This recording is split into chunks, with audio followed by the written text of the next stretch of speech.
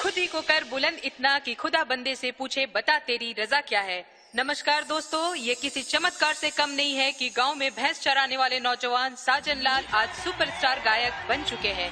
बच्चे बच्चे की जुबान पर उनका नाम विराजमान है और कहते हैं कि जब चाहत सच्ची हो तो भगवान भी मिल जाते हैं। अपने बचपन की प्यार को हासिल करने के लिए साजन मुंबई जा पहुँचे और अपने महबूबा को हासिल करने के जुनून ने उन्हें सुप्रसिद्ध गायक बना दिया।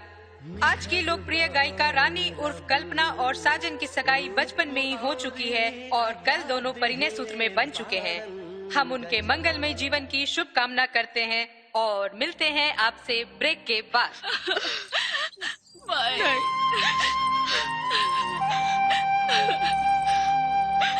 बहन, हमारी बेटी के सास ना माई बन के रखिया।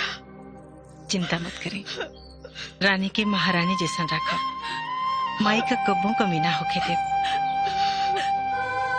चलो बेटा। मत बेटी।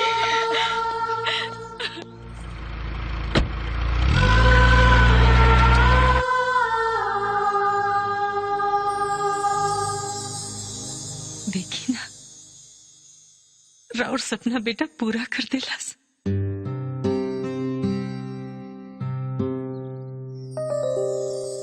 रानी के बहू रानी बना के लिया है।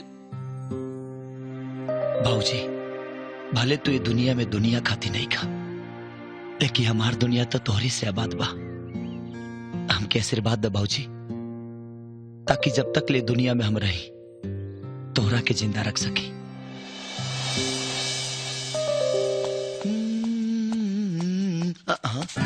तब पहले ये बताई कि बड़की माई हम कब बनब? तोरा से ज्यादा जरूरी तो हमारा बा भाऊजी। हाँ। चिंता मत करा, सौरली पे खाती तोरे के बुलाई। हाँ। सौरी के सौदा तैयार बा, जाई। तरौआ है न आई, तब ना हम जाई।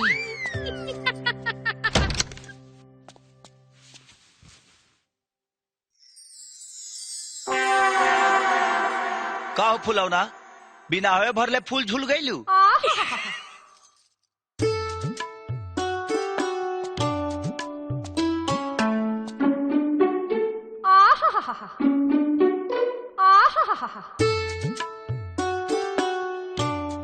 तनी एगो चुमा दाना। पहले आँख बंद करी।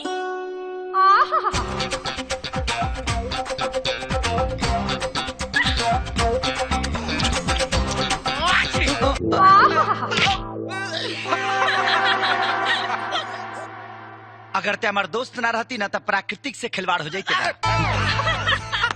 अच्छा, तो ई नाटक तोरा दिमाग के फाटक से निकलल बा।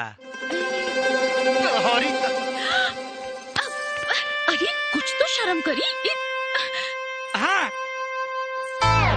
डोंट वरी, बेशरम मुर्ग लेसा।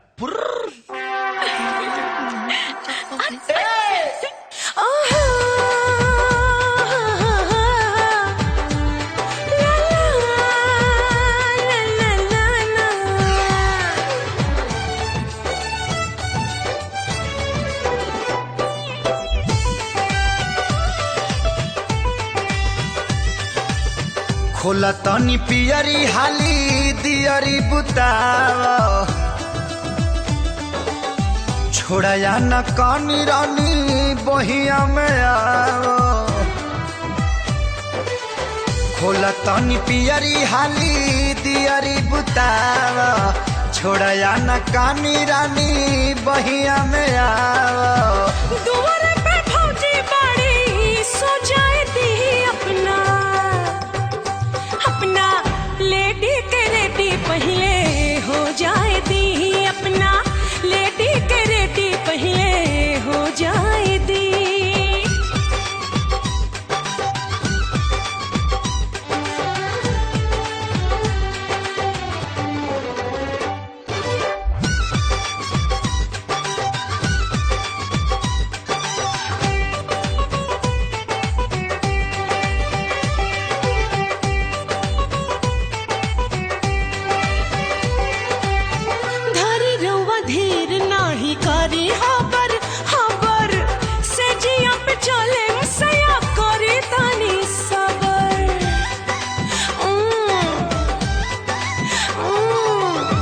बीत जाई रात हाली कर शुरुआत हो, मान जात बात दे हाथावा में हाथ हो।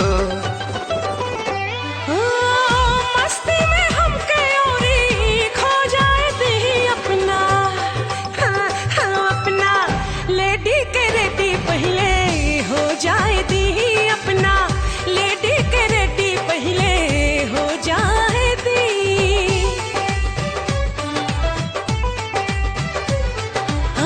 कहाँ ना उतारे दी बनी जानी पागल, चादरा में फांस जाई पौआ के छागल।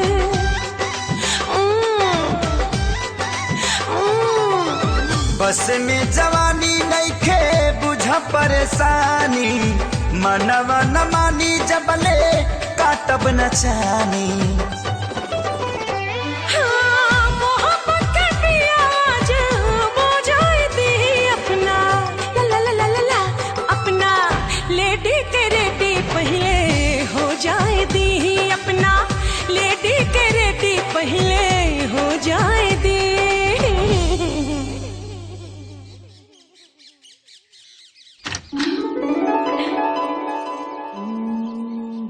Good morning. चाय लाई बानी।